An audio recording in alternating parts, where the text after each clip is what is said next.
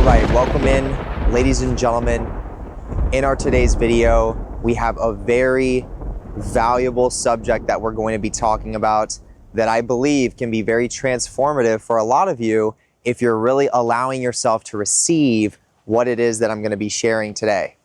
All right, so we're going to be talking about how important food is when it comes to your self-development and spiritual development. What are some of the best foods to be eating? What are some of the foods you want to be able to moderate? And how does food even play a role in our self-development or in our soul's evolution?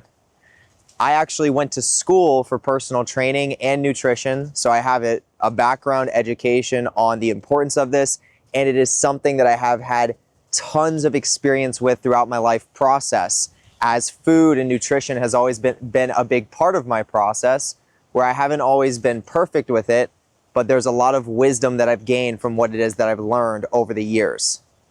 All right, so if you're someone that is interested in learning more about the proper ways to eat to support your evolutionary process, this is absolutely going to be a video for you, and this is also going to support you getting in shape as well. So for any of you that are struggling with weight issues, there's so much that goes into this related to trauma, related to what it is that you're eating, all of these things. When you address it from all of these different angles, you can really start getting some valuable results that you may have not seen in a very long time. So with that being said, once again, if you're interested, I will see you on the other side.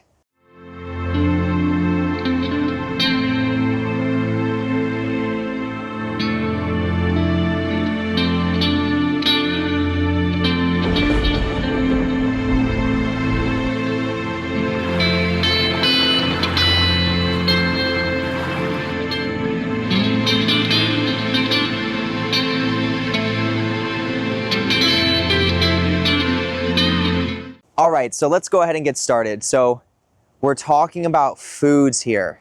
What are the best foods to be eating that are going to support your evolutionary process?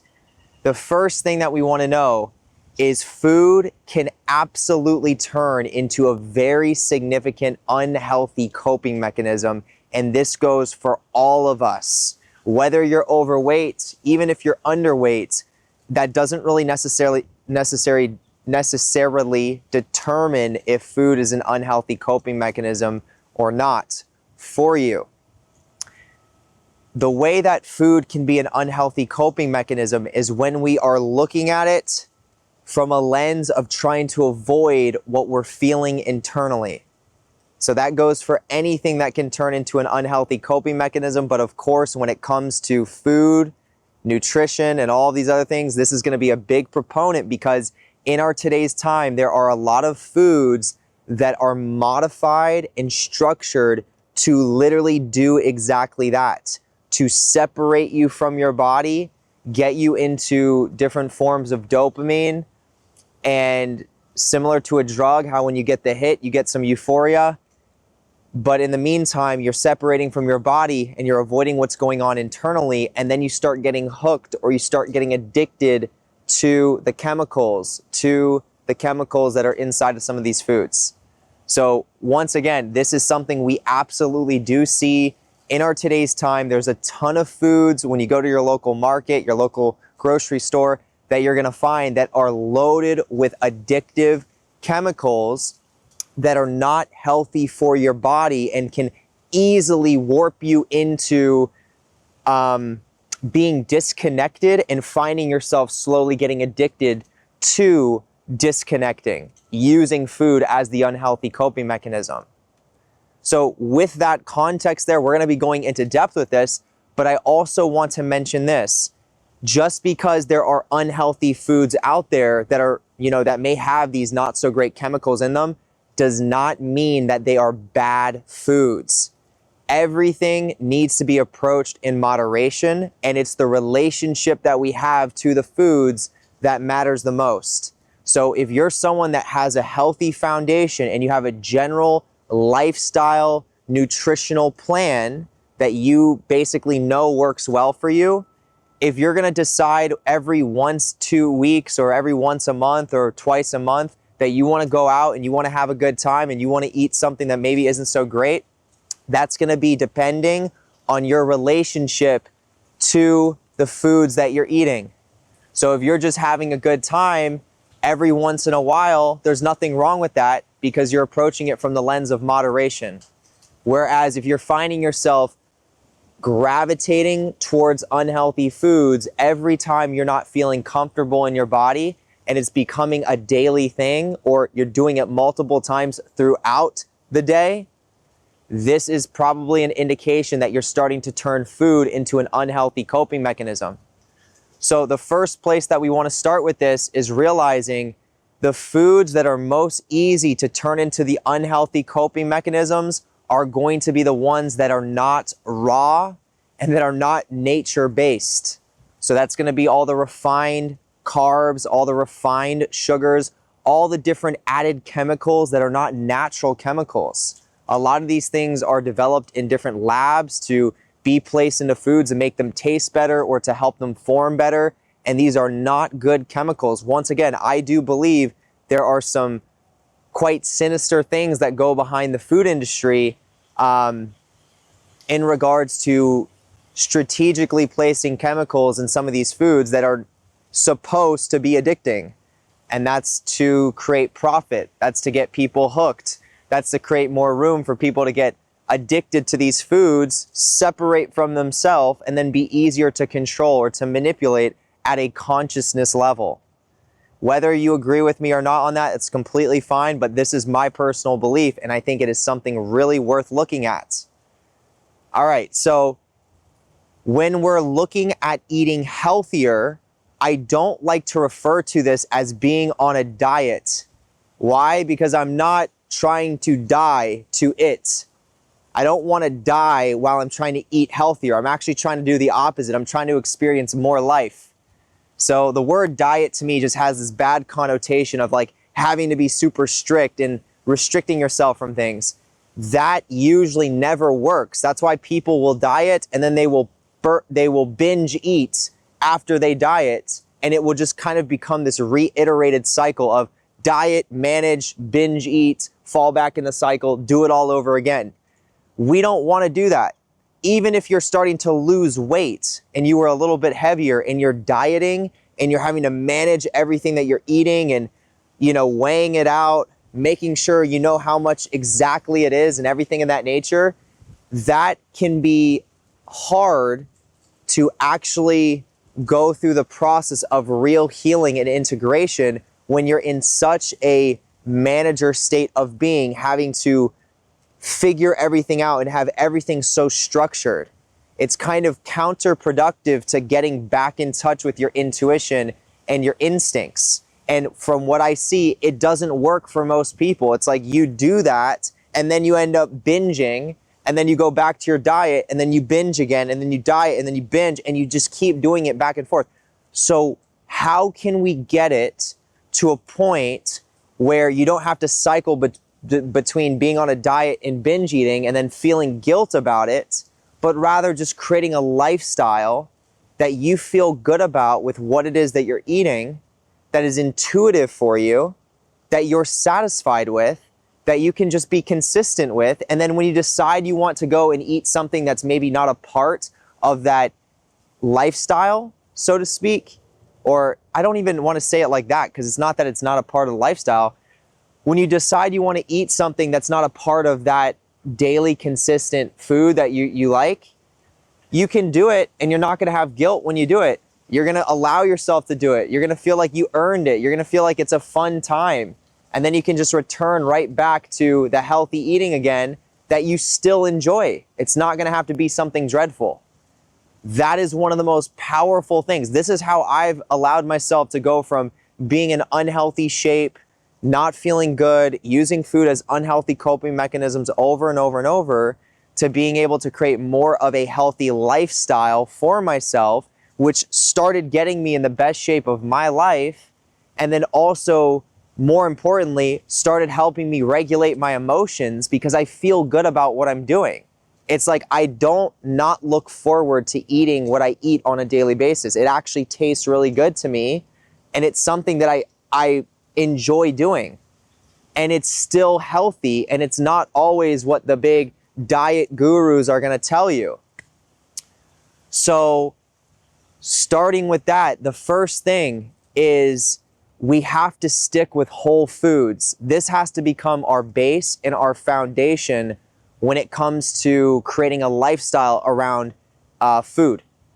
So whole foods are going to be vegetables, they're going to be meats, they're going to be fruits, they're going to be things that are from the earth. And this is all going to be really important stuff to look at. And if you don't really understand what whole foods are, just simply go online, go on Google or Safari and search whole foods. What are they? And then you're going to probably find a whole list of what whole foods are. So once we have our whole foods, we can base exactly what it is that we're going to be eating on a daily basis on these whole foods. So for what I found works best for me and typically works best for most people is making sure you have a healthy meat, okay? And I know that this might trigger some of the vegans out there. And you know what? If you want to be a vegan, by all means, if that's what you resonate with, wonderful. But don't make veganism a part of a religion that you have to indoctrinate other people into, because there are a lot of people, including myself, that thrive off of meat. All right? And then all of you out there that are my carnivores, don't demonize vegetables, because vegetables also play a significant role. So let's not turn eating into a religion that you have to follow. Let's find balance with what it is that we're doing here. So once again, finding a healthy meat. The best thing that I've realized from my process, everyone might be a little bit different with this, but what I realize works best for me is finding a meat that has healthy fat. So it's going to be more of the fatty-based meats, whether it's a certain type of steak, whether it's like ground beef or something, maybe it's chicken legs or chicken thighs with the skin on it and everything in that nature, making sure I'm getting cholesterol, making sure I'm getting the protein. That in itself is going to really help regulate hormones. See, a lot of people give cholesterol and give fat a bad rap, especially when it's coming from animal products, but it's actually really valuable for you when you're using it in moderation. Now, this is the next thing I want to say about your meats. Sometimes it can be quite important to make sure you're sourcing specifically your meats in the right way. So when you go to your local market, you're going to look at the meat section, and the meat is going to look way different than what you would find at a local farm. I know this because I've done it myself. I've literally compared. I mean, you could actually maybe you'll find some meat in your market that is more organic or more farm raised, grass-fed, grass-finished meats, and you can actually compare it to the ones that are not. And if you do it with steak specifically, you're going to see that the one that's not more fresh and organic, it's going to be really red because they put dyes in it to make it look fresher than it is, or to make it look like it's standing out. Whereas when you look at the farm-raised stuff, it's going to be a little bit darker in its nature, but that's fresher. And also, when it comes to what the animals are eating as they're in their final stages and how their life is treated throughout their process, that stuff matters too, because the energy that goes into the meat can play a significant role. If you're eating meats that are from animals that have been through a whole bunch of torture and suffering because the company or the corporation doesn't care about them, you're going to be taking in that energy within yourself, as well as all the unhealthy toxins that they're just feeding to these animals. Whereas when you eat meats from farmers that really appreciate their animals and nurture them and basically treat them in a sacred way, it's almost like a ritualistic process when that animal eventually gets butchered. And they actually do it in quite a humane way, where it's a pretty quick process that is, for the most part, quite painless for the animal if they're doing it the right way. And you're going to notice that what those animals are eating as well is going to be a lot fresher. It's going to be a lot healthier. So once again, grass-fed, grass-finished. rather than a whole bunch of grains and, you know, potentially moldy grains and different chemicals that are in these grains to plump them up even more, right? So when we get those organic fed animals, we're getting organic meat when we're eating it, and then the energy of how they're butchered is treated, as I said, in a much more sacred type of way. So this stuff I think is important specifically when it comes to the animal meats that you're consuming, because a lot of the toxins and the energy gets stored in the fat of the animal. When it comes to the vegetables and the other things like the fruits, I don't really get too nitpicky with that when it comes to organic or not organic. You get to choose whatever feels right for you. But I like to make sure I get organic meats, and I can literally taste the difference in them when I eat organic compared to non-organic. And remember, organic, it's got to be organic, grass-fed, grass-finished. And if it's chicken, you want to get it so that it's no antibiotics ever. That would be ideal. All right? You can find this stuff, once again, if you search it on YouTube, you'll find sources on where you can get this stuff. And I'm sure at your local grocery store, they're going to have some of those products there. It's probably going to be a little bit more expensive. But if you have farmers markets, you'll be able to find it there. If you have local farms near you, you'll be able to probably find it there as well. So you can just do some searching, but once you find your place that's right for you, you can just consistently buy it from that place. You know, with where I'm at, there's a certain company that I use to get my meats when I really want them and need them, and it's called Butcher Box. And they basically put you on a subscription plan, and you get to choose the meats that you want, and they will consistently ship it out to you on a specific date every single month or every single week, depending on when you know, what kind of consistency you want. So meats is an important thing. Now, we want to add vegetables into the mix too. You choose what vegetables you want. Get intuitive with it. Same thing with your meats. Get intuitive with your meats. What feels right for you? What feels good? A big part of this process is going to be getting back in touch with your intuition here. So pick out some intuitive vegetables. Okay, the next thing, maybe you're going to have some intuitive fruits that you also gravitate towards. So when you start to get a little bit of that sweet tooth or that craving for something sweet, rather than going to a very processed, refined type of sugar snack, you can actually replace it with fruits instead. So one of my favorite things to eat when it comes to fruit is frozen mango. So if you actually go to the freezer section of your market, they may very well have frozen fruits there, and you can actually buy it right out the pack and eat it directly. And it literally, I mean, it tastes like candy, but it's just fruit. There's nothing else in it. And I love it, especially on a nice hot day. But there's a whole host of different fruits. But I would say majority, try to stick with, you know, the healthy meats, the healthy vegetables. The vegetables are going to also give you carbs as well. So we don't necessarily need to load up on things like necessarily potatoes or even rice and things like that. You can absolutely use those things. If that's what you resonate with, that's wonderful. But I find what works best for me is when I focus on the more fatty meats, I get my carbs from my vegetables. So I might use carrots, Brussels sprouts, asparagus, you know, maybe kale or spinach. What else do I use? And stuff like that. So, I mean, there's a whole host of vegetables. And I will put all my vegetables in the pan, and I'll start cooking it, and I'll wait till they get softer, and then I cook my meat within the other, in a different pan, and then I put them together, and it's a beautiful meal. So once again, I like to get most of my carbs specifically coming from my vegetables, but I'm also not opposed to eating rice either. And I don't really like potatoes, so that's not really my thing for the most part. But if you enjoy potatoes, that's another great option.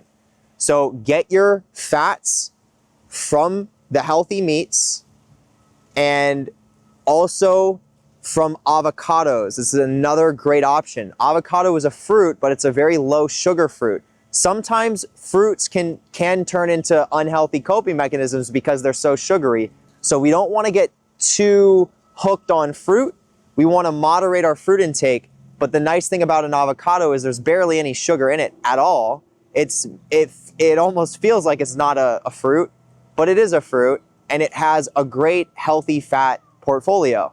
So healthy fats in the form of your meats. Avocado is one of my favorite ones. They have coconut oil. That's another great one, especially for those of you that are wanting to detox mold in your body. Coconut is a natural antifungal.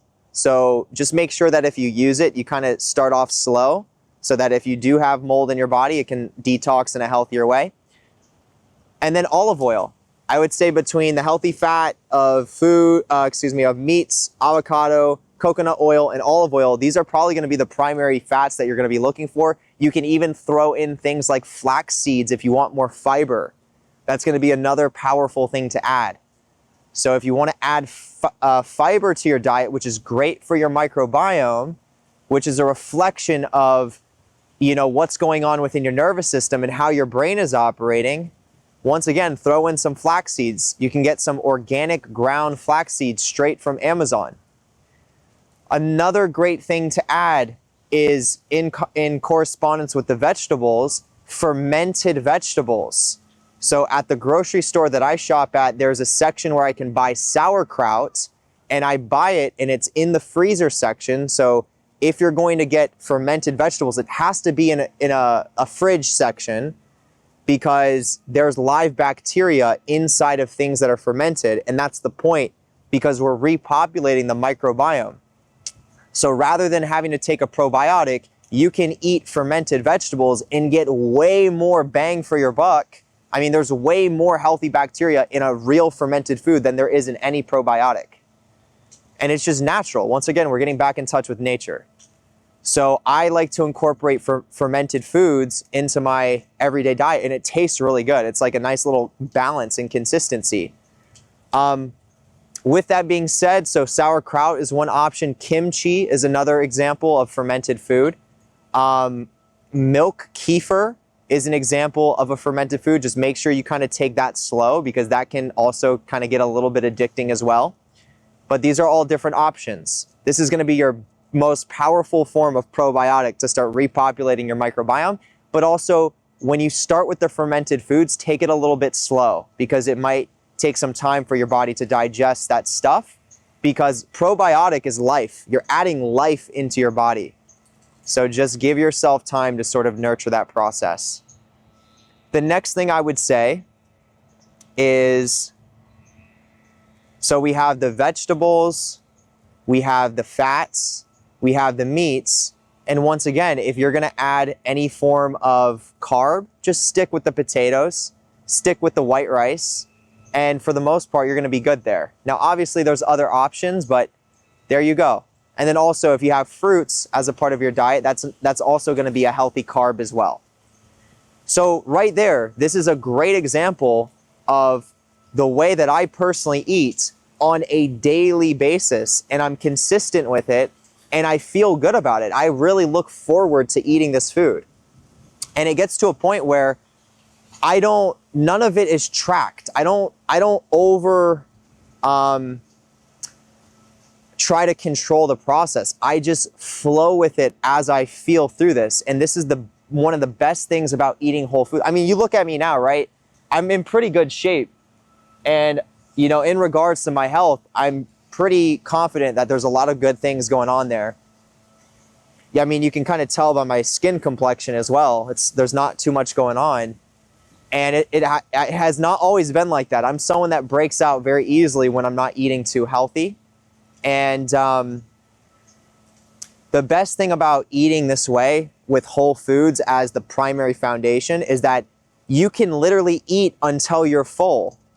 And then you stop eating when you're really ready to stop. Like, you don't have to cut yourself off before. You just stop when you're naturally full.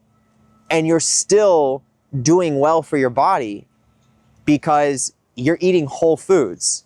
And this is something so many people don't understand. Like, when you shift from eating all the unhealthy, refined, and processed foods to now focusing more on whole foods, that does wonders for your weight and for your health, because you're a human being that thrives off of natural things. So when you're taking in a bunch of unnatural things, not only are you taking in all these artificial chemicals, but you're also energetically holding on to trauma that's in relationship to those chemicals, which is storing energy in the body that can also manifest as storing fat. So just shifting into organic or more fresh whole foods is going to allow you to start releasing more trauma from your body naturally. And not only are you removing the chemicals and starting to lose weight because of that, but you're starting to lose weight because you're releasing the energy from your body that was a manifestation of holding on to that trauma.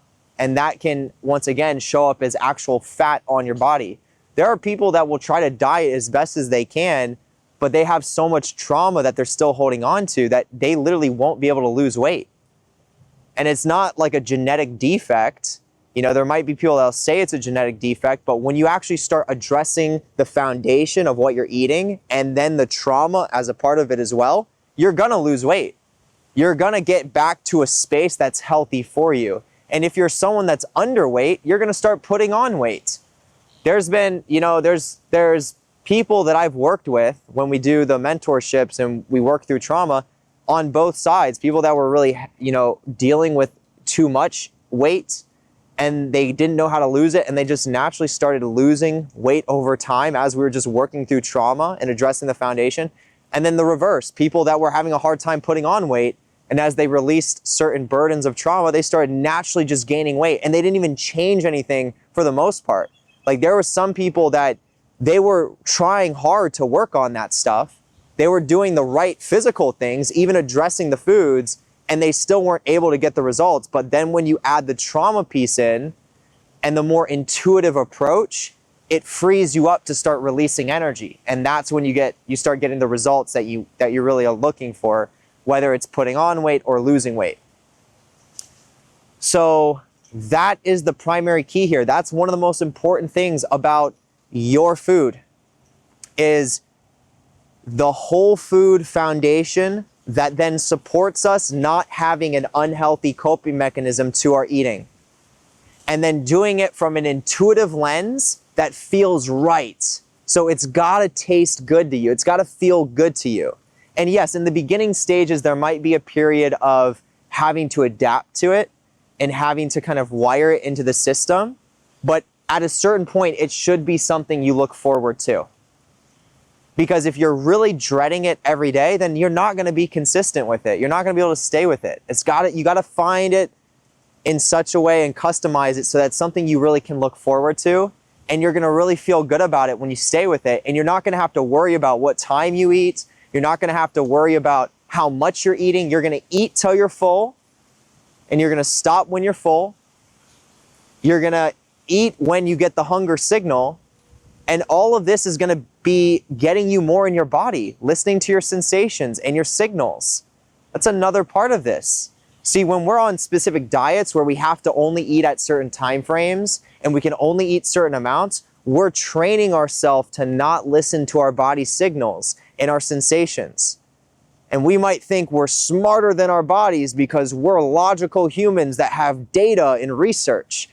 You know what I say to that? Fuck the data. You know why? Because I went down that path of trying to structure everything for so long, and I looked up to a lot of people that were like experts in the field, and guess what? Almost every single expert that I have looked up to that had the data, that had the studies, they all contradicted themselves years down the road. The guys that are telling you one year that rice is the enemy and you can't eat rice, now eats rice every day. The guy that says vegetables are not good for you and you got to stay away from vegetables because of certain plant chemicals, he now incorporates vegetables in his diet. Fuck the data, fuck the research for the most part, okay? Obviously, in the right context, and listen to your intuition and just know that eating whole foods is what's in your best interest, and listening to your instincts and your intuition through this process is going to be the best way to approach it. Once again, what this will support you doing is releasing more trauma from the body. There is a visceral difference from when you're using unhealthy foods as coping and how it literally prevents you from actually being able to release trauma from the body and getting in touch with your emotions. I mean, you can't release trauma if you're not in tune with your emotions, and you can't be in tune with your emotions if you're using food as a form of escaping your body. So it just makes sense. So once we start adapting a lifestyle that we'll kind of see how it looks for us individually and uniquely, you're gonna feel good on a daily basis because you're like, you know what? I'm like starting to feel again, and I know that I'm supposed to be feeling, and there's something about this that feels good. So I'm gonna continue working with this. I'm gonna continue, being consistent with this way of living, and then slowly and surely you will notice your life start changing in different ways. And this is one big piece of, becoming the person that you're truly here to be and living the life that you want to live. It's one big piece of it. There are other pieces, and that's stuff that we address in the mentorships, but this is definitely a very significant piece of the puzzle. So with that being said, this is just some of my value or some of my advice that I've come to learn over the years, and hopefully you are able to take something away from this. I know that there's been several people that have been studying for my content that were interested in me making a video on this because I am, once again, quite knowledgeable in this subject. And here I am today making the video. So I'm honored to be here. All right, so if you got value from it, thumbs it up. Drop down in the comment section. Let me know what you learned. Let me know if you gained something from this. If you're someone who's a vegan or someone who's a carnivore, don't get triggered. And actually, before we wrap it up, let me say this. I personally believe that people that are vegan and carnivore or whatever, and remember, in the past, I thought differently. I've been down both paths. I've been vegan before. I've been more carnivore based before. It's not healthy when you turn food into a religion. I don't care what you think. I don't care what ethics you think. It is not healthy to approach food from the lens of this is only right and then this is bad. You're just doing the same thing that religion does with good and evil. Stop it. Okay? You gotta wake up from that. You might gravitate more towards vegetables or vegan types of foods. Wonderful. If that's what works better for you, wonderful. But don't create a trauma bond with your food and then have to demonize everything that's not in alignment with what you think is ethical or what you think is right when it comes to your ways of eating. It's the most unfortunate thing to see people get so concerned about this is the right way to eat and everyone has to eat that way too. It's because animals are getting tortured. It's because, vegetables have plant chemicals and it's going to destroy your body. I get that. There are things like that are taking place for sure, but everything needs to be approached in balance. Everything needs to be approached in moderation. Just like you don't want to demonize parts of yourself and venerate other parts, every part of you matters. Everyone matters. So let's approach things with balance. If you resonate with one thing over another, that's you. That's what you resonate with. That's a beautiful thing. But don't try to attach to it and make it a religion. All right? I had to end it on that note. Hit the notification bell if you want to get notified when I'm making this content. Subscribe to the YouTube channel. I am literally freezing my ass off. I did not know it was going to be this cold today and windy. So I'm going to make this quick. Check out my Patreon. It's the first link in the YouTube description. You can't miss it. Exclusive content covering a whole range of different valuable subjects, specifically the occult, spirituality, and self-development. Okay, healing trauma, regulating the nervous system, combining these things with the occult. Very valuable stuff over there. I encourage you to check it out. Tier 3 and 4 gives you access to my monthly ritual service that is the only ritual that I perform for my collective consciousness. Tons of people are taking advantage of it and are consistently getting value from it. If it's something you resonate with as well, first link below. Second link is where you can book one-on-one calls or mentorships, and I would be honored to work with you. Same second link, you can book a tarot card reading with Alexia Third link is a Lucifer's Foundation course to further connect with the entity known as Lucifer. Fourth link is where you can join my YouTube memberships. I would love to have you a part of the family. Fifth link is the book recommendations that I have for you. Other than that, I'm getting the hell out of here. I appreciate all of you very much, and I hope you all have an amazing rest of the day or nights, wherever you are. And I will see you in the next video. Goodbye.